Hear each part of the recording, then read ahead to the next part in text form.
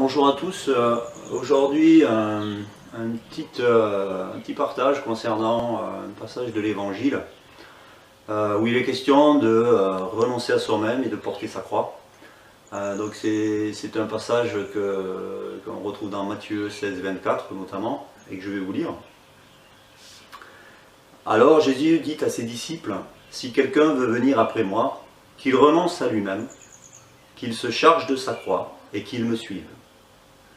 Car celui qui voudra sauver sa vie la perdra, mais celui qui la perdra à cause de moi la trouvera. » Alors quand on va voir les traductions, les mots en grec, notamment sur le mot vie, on va s'apercevoir que c'est le mot psyché.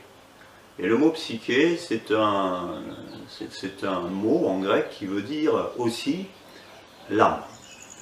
Et donc on peut changer le verset, ou du moins traduire le verset de cette manière-là, car celui qui voudra sauver son âme la perdra. Et quand on va voir aussi la définition de ce mot la perdra, le mot grec c'est apolumi, et c'est un mot qui veut dire détruire. Donc quelque part, celui qui voudra sauver son âme la détruira. C'est ce que nous dit, Jésus dans ce passage.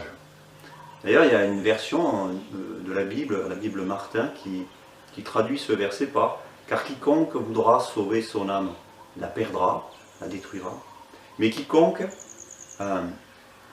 perdra son âme pour l'amour de moi, la trouvera. » Donc finalement, c'est un passage important dans l'Évangile, un passage charnière. Et on peut vraiment prendre le temps de se demander qu'est-ce que veut dire le Christ ici. On va lire un passage dans Romains 7, 14, où il est dit « Nous savons en effet que la loi est spirituelle, mais moi, c'est-à-dire l'ego, je suis charnel, donc de la chair, sarx ». Qui peut être traduit aussi par la convoitise, ce que je convoite, ce qui vient de mes sens, de mes pulsions. Donc je suis charnel, vendu au péché. Et le mot péché, c'est le mot grec amartia, qui veut dire privé de part, privé d'une part, d'un lot. Ça veut dire aussi celui qui rate la cible, ce qui manque le but. Comme si finalement on quittait le chemin aussi, également. Ça c'est dans les versions, dans les traductions en hébreu, le mot péché c'est comme si finalement on est sur un chemin, puis à un moment donné, on dérive, on déroute sur un chemin qui n'est plus celui de Dieu quelque part, et là on est en péché. Donc ce mot péché peut être traduit aussi par l'erreur, le faux état d'esprit. Donc, pour lire le Romains 7, 14, nous savons en effet que la loi est spirituelle, mais moi, l'ego, je suis charnel, de la chair, vendu au péché. Car je ne sais pas ce que je fais, je ne fais point ce que je veux, et je fais ce que je hais. Au verset 18, ce qui est bon, je le sais, n'habite pas en moi, c'est-à-dire dans ma chair. J'ai la volonté, mais non le pouvoir de faire le bien, car je ne sais pas le bien que je veux, je ne fais pas le bien que je veux, et je fais le mal que je ne veux pas. Et si je fais ce que je ne veux pas, ce n'est plus moi qui le fais, c'est le péché qui habite en moi. Un peu plus loin, on dira « Grâce soit rendue à Dieu par Jésus-Christ notre Seigneur, ainsi donc, moi-même, je suis par l'entendement, c'est-à-dire par notre faculté intellectuelle, par notre raisonnement, l'esclave de la loi de Dieu, et je suis par la chair, esclave de la loi du péché. » Alors, ici, la Bible nous montre clairement que l'origine du péché, c'est la chair. Et qu'il y a deux parties en nous, une qui veut suivre par l'entendement, par la raison, on comprend que c'est ce chemin-là qu'il faut suivre, que la loi de Dieu est la bonne, par l'entendement, par le raisonnement, on comprend que c'est ça-là qu'il faut suivre, donc on est esclave de cette loi-là, dit Paul, mais qu'il habite dans notre chair, dans notre âme. Cette loi du péché qui nous déroute, qui nous fait quitter le chemin, qui nous fait rater la cible de ce que Dieu veut pour nous. Donc la chair et l'âme sont à l'origine du péché. Elles sont en opposition avec l'esprit, le pneuma. D'accord ? On peut lire ça dans Galates 5,17. Car la chair a des désirs contraires à ceux de l'esprit, et l'esprit en a de contraires à ceux de la chair. Ils sont opposés entre eux, afin que vous ne fassiez point ce que vous voudriez. On peut aussi lire dans Romains 8,7. Car l'affection de la chair, c'est-à-dire ce que la chair aime, est inimitié contre Dieu, parce qu'elle ne se soumet pas à la loi de Dieu, et qu'elle ne le peut même pas. Or, ceux qui vivent selon la chair ne sauraient plaire à Dieu. Donc ces passages sont clairs et nous montrent vraiment l'opposition entre la volonté de la chair, la volonté de l'âme et la volonté de l'esprit de vie, de l'esprit de Dieu.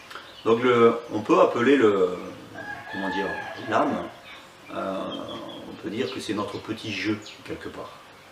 Et ce petit jeu, il est égo, moi, centré. C'est-à-dire que finalement, l'âme, le petit jeu est centré sur lui-même. C'est le moi charnel, on peut l'appeler également, qui est mortel aussi.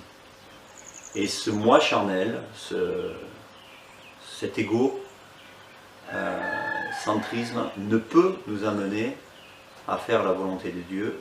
Il est même en opposition, on vient de le voir. Alors finalement, qu'est-ce que l'égocentrisme? Qu'est-ce que c'est que vivre centré sur soi? Donc l'égocentrisme, c'est tout ce qui est en rapport avec l'intérêt personnel. C'est lié aussi à l'instinct de conservation. Tout faire pour se protéger. C'est aussi l'auto-indulgence. Tout ce mode de fonctionnement qui vient de la chair, qui vient de l'âme, est inimitié au salut de Dieu. Au plus finalement nous passons notre temps à rester centrés sur nous-mêmes, à se défendre, à être dans le compromis aussi parfois avec nous-mêmes, au plus, c'est ce que dit Jésus, nous détruisons notre âme. Alors qu'est-ce qui nous détruit? Alors c'est une liste non exhaustive, mais il y a au moins 3 points. 3 points qu'on va soulever. Il y a une première chose qui est ce qu'on appelle le non-pardon. C'est-à-dire, alors je peux vouloir parfois pardonner, mais je n'y arrive pas. Ça arrive. On sait que la meilleure des choses pour nous-mêmes, c'est de pardonner, mais on n'y arrive pas. Et il y en a qui ne veulent pas pardonner, de toutes les façons. Il y a parfois des situations où on sent bien que les personnes ne sont pas prêtes pour cela. Eh bien, ce qu'il faut considérer quand même dans notre vie spirituelle, moi je parle en tant que chrétien, en tant que personnes qui ont décidé de suivre et de marcher dans les voies de Christ, le non-pardon c'est quelque part comme un poison dans notre vie spirituelle, parce que ça amène de l'amertume, ça va amener toutes sortes de problèmes, je crois, au final. Alors non seulement des problèmes spirituels, émotionnels, parce que quand il y a un non-pardon, il y a des émotions aussi qui ne sont pas à la gloire de Dieu. Il y a des émotions vraiment de colère, de haine, où on peut imaginer toutes sortes d'émotions de ce style. Et je crois que sur le long terme, le corps finit par en pâtir. C'est-à-dire qu'on peut avoir au final des problèmes physiques, des troubles de tout ordre, qui soient organiques, et qui soient musculaires, qui soient osseux, des maladies auto-immunes ou ce genre de choses. Je ne dis pas que toutes les maladies auto-immunes sont issues du non-pardon, évidemment, mais évidemment que quand on ressasse pendant des années et des années ce non-pardon dans notre être. Il est fort probable qu'à un moment donné, ça se retourne contre nous. Ensuite, une deuxième chose qui peut nous détruire, c'est ce qu'on appelle vivre par l'épée. C'est dans Matthieu 26, 52 où Jésus nous dit car tous ceux qui prendront l'épée périront par l'épée. On peut lire aussi dans Galates 5, 15, mais si vous vous mordez et vous dévorez les uns les autres, prenez garde que vous ne soyez détruits les uns par les autres. En gros, ça veut dire quoi? Ça veut dire que finalement, la violence engendre la violence, l'agression engendre l'agression. On va chercher à se défendre à tout prix. Il faut qu'on ait le dernier mot.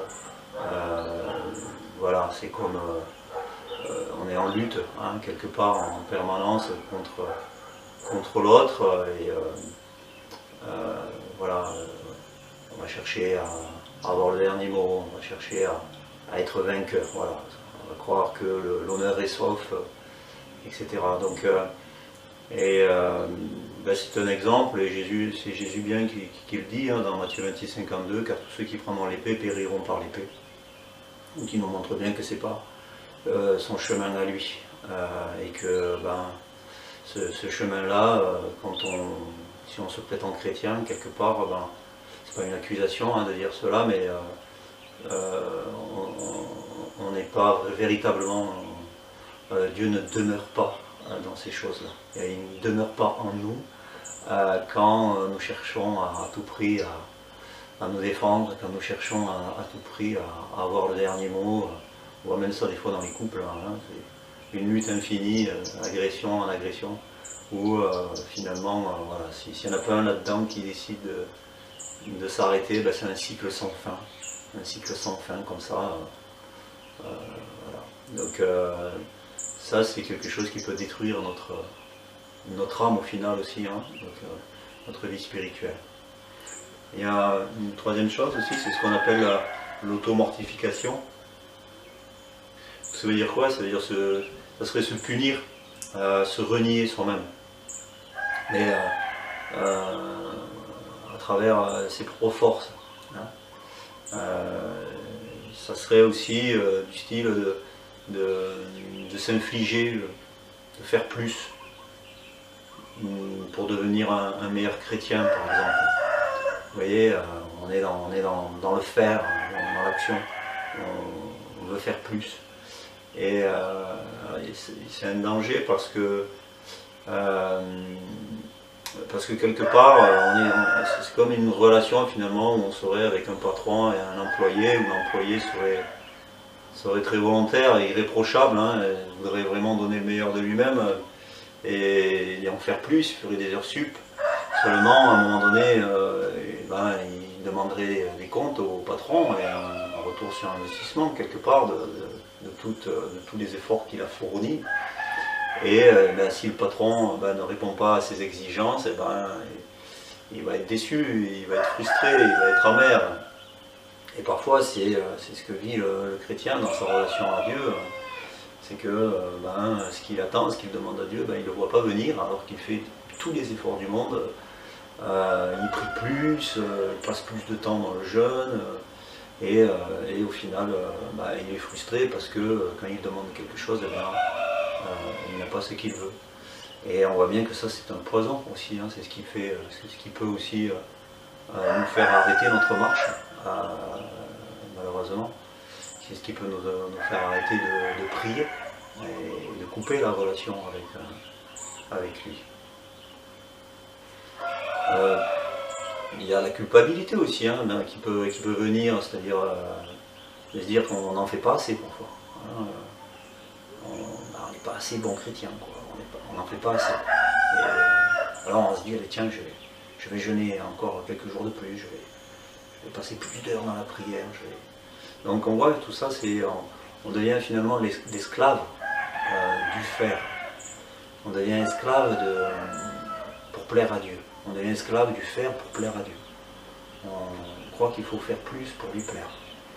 Et quelque part, c'est oublié, ou c'est que peut-être on n'a pas bien saisi quelle est notre identité de fils. Si on est fils, on est fils. pas parce qu'on va faire plus pour prouver qu'on est fils, qu'on va être plus fils. On est fils ou fille et c'est notre identité et qu'on le veuille ou non, quelque part, voilà, c'est déjà acté, c'est déjà ce que nous sommes.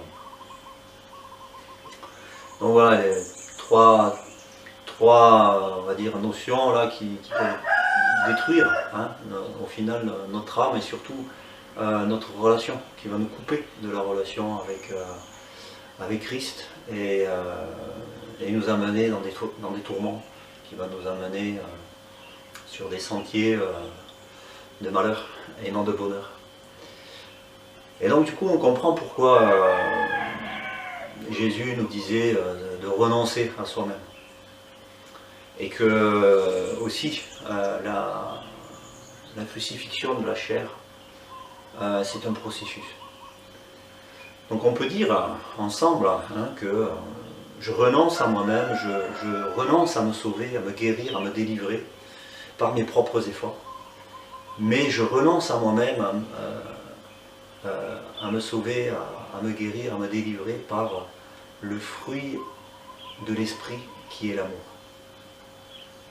Et donc dans ces cas-là, porter sa croix pourrait avoir la signification, pourrait vouloir dire que porter sa croix, c'est suivre la voie, c'est-à-dire le chemin, mais aussi la voix que l'on entend, la révélation de Dieu, qui dit tu aimeras ton prochain comme toi-même.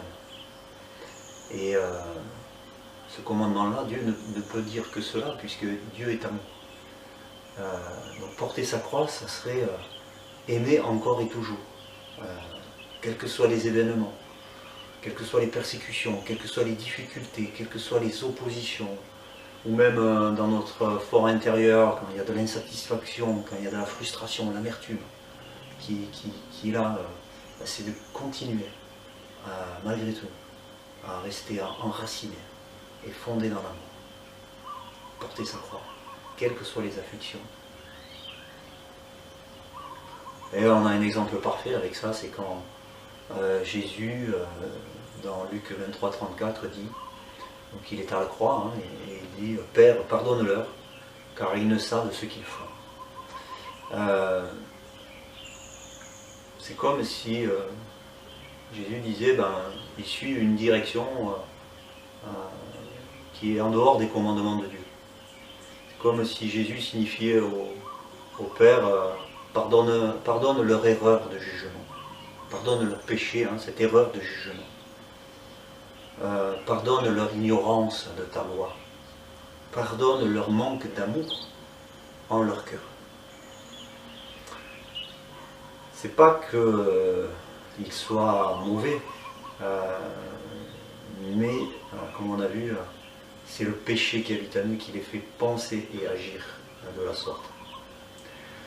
C'est pas qu'ils sont mauvais, c'est qu'ils sont ignorants, comme aveuglés aux voies de Dieu. Donc en gros, pour résumer, qu'est-ce qui détruit? C'est l'absence, ça peut être l'absence déjà d'amour de soi, mais aussi l'absence d'amour pour le prochain, qui provient de cet égocentrisme, où on vit centré sur soi. Non pas on est non pas centré sur Christ, mais on est centré sur soi, et certainement dans cet instinct de conservation, justement, et très certainement que finalement, qu'est-ce qui est sous-jacent à tout cela?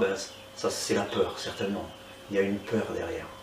On peut résumer, vous savez, les émotions, les ressentis à deux choses, à l'amour. Soit on est dans l'amour, soit on est dans la peur. Vous savez, ce passage-là où il est dit l'amour parfait bannit la crainte. C'est-à-dire que sinon, le reste du temps, quand il n'y a pas l'amour, le reste du temps, ça veut dire que nous vivons dans quelque chose qui est de la peur. Et cette peur, elle nous fait agir. Cette peur nous fait parler. Et nous éloigne quelque part de cette vie centrée sur Christ, mais nous amène sur une vie centrée sur soi, dans cette protection de soi. Et justement, donc ce qui détruit, c'est l'absence d'amour, mais ce qui unit, au contraire, c'est l'amour. C'est cet amour qui bannit la crainte. C'est la communion avec Christ. on voit bien que quand il y a l'amour, tout de suite il y a l'union. Les gens qui s'aiment veulent se marier, ils s'unissent. Les frères et les sœurs qui s'aiment les uns les autres, il y a une communion fraternelle, ils sont heureux de passer du temps ensemble. On voit que donc quand il y a l'amour, il y a l'union, et quand il y a cette absence d'amour, il y a des unions. Quand vous aimez, vous savez qu'il demeure en vous. Hein. Quand vous n'aimez pas, vous savez que c'est le péché qui habite en vous. Donc aimer son prochain, c'est aussi parce qu'il est porteur de Christ. Potentiellement, il est porteur de Christ en lui. Jésus n'aimait pas le péché, mais il aimait le pécheur. Parce que lui voyait les choses avec certainement des yeux différents de ce que nous avons aujourd'hui. Nous prions quelque part que nous ayons son regard, que nous ayons sa façon d'appréhender les choses, de voir les choses, d'entendre les choses, comme Christ les voit, comme Christ les entend, de toucher comme Christ a touché également. Alors, est-ce que nous sommes arrivés à la perfection de cet amour? Ça c'est la question. En tout cas, Christ nous y amène et nous y conduit. Sûrement il nous y conduit. Souvent, il y avait quelque chose qui m'interrogeait, c'est qu'on entendait persévère jusqu'au bout avec Christ. Et je me demandais ce que ça voulait dire, persévérer jusqu'au bout. Qu'est-ce que ça signifie, persévérer avec Christ jusqu'au bout? Est-ce que c'est rester chrétien toute sa vie, jusqu'au bout? Qu'est-ce que ça veut dire exactement? Et aujourd'hui, je me dis finalement, c'est persévérer jusqu'au bout comme Christ. Et il y a un exemple merveilleux avec celui d'Étienne, dans Acte 7, 55. Mais Étienne, rempli du Saint-Esprit, et fixant les regards vers le ciel, vit la gloire de Dieu, et Jésus debout à la droite de Dieu, et il dit: Voici, je vois les cieux ouverts, et le Fils de l'homme debout à la droite de Dieu. Et ils poussèrent alors de grands cris en se bouchant les oreilles, et ils se précipitèrent tous ensemble sur lui, le traînèrent hors de la ville, et le lapidèrent. Les témoins déposèrent leurs vêtements aux pieds d'un jeune homme nommé Saül, le futur Paul, et ils lapidaient Étienne qui priait et disait: Seigneur Jésus. Et là il y a une similitude incroyable entre les paroles d'Étienne au moment où il se fait lapider et les paroles de Christ à la croix. Et il dit: reçois mon esprit. Puis, s'étant mis à genoux, il s'écria d'une voix forte, c'est les mêmes mots: Seigneur, ne leur impute pas ce péché. Et après ces paroles, il s'endort. À travers cet exemple d'Étienne, ça nous montre que persévérer jusqu'au bout, comme Christ, comme Étienne l'a fait, rempli du Saint-Esprit, c'est persévérer dans l'amour. C'est persévérer dans l'amour quoi qu'il en coûte. Et quelque part, il n'y a pas d'autre chemin. C'est ce chemin-là que nous a montré le Christ. C'est ce chemin-là que nous montre aussi Étienne à travers cet exemple. C'est le chemin de vie par excellence, le véritable salut. Alors, pour résumer un peu les choses, sur ce chemin, on accepte que nous ne sommes plus pécheurs, hein, nous avons changé d'identité, c'est clair, par notre baptême, par notre naissance d'en haut, mais aussi que nous acceptons aussi que nous ne sommes pas parfaits dans l'amour selon Dieu. Et Jésus nous indique le chemin à prendre pour se perfectionner dans cet amour.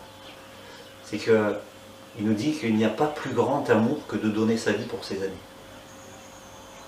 Donc Christ, aujourd'hui, en nous, par l'Esprit, il veut nous perfectionner dans cet amour. Et au plus nous progressons sur ce chemin, au plus c'est une vie de sainteté que nous vivons. Le chemin de la sanctification, c'est ce chemin où nous marchons, où cet amour se perfectionne progressivement, de jour en jour, quelque part. Donc on pourrait dire que le but de Dieu, c'est la transformation de notre être à son image à travers le perfectionnement de l'amour. Et comment sait-on que finalement nous progressons sur ce chemin? On peut lire dans 1 Corinthiens 13, c'est Paul qui parle, donc, qui dit l'amour est patient, il est plein de bonté, l'amour. Il n'est pas envieux, il ne cherche pas à se faire valoir, il ne s'enfle pas d'orgueil, il ne fait rien d'inconvenant, il ne cherche pas son propre intérêt. On voit bien là, l'opposition avec l'égocentrisme.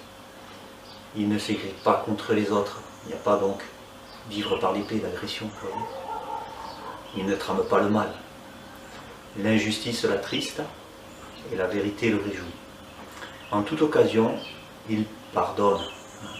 On a vu tout à l'heure le mot pardon, dans cet égocentrisme, quelque chose qui détruisait notre relation avec Dieu. Et en fait là, l'amour en toute occasion, il pardonne, il fait confiance, il espère et il persévère. Donc voilà pour ce petit message sur ces notions de porter sa croix, de renoncer à soi. Et on voit donc à travers ces passages que porter sa croix, c'est continuer malgré toute chose à persévérer comme Christ a fait jusqu'au bout, c'est-à-dire à aimer, à rester dans l'amour pour notre prochain.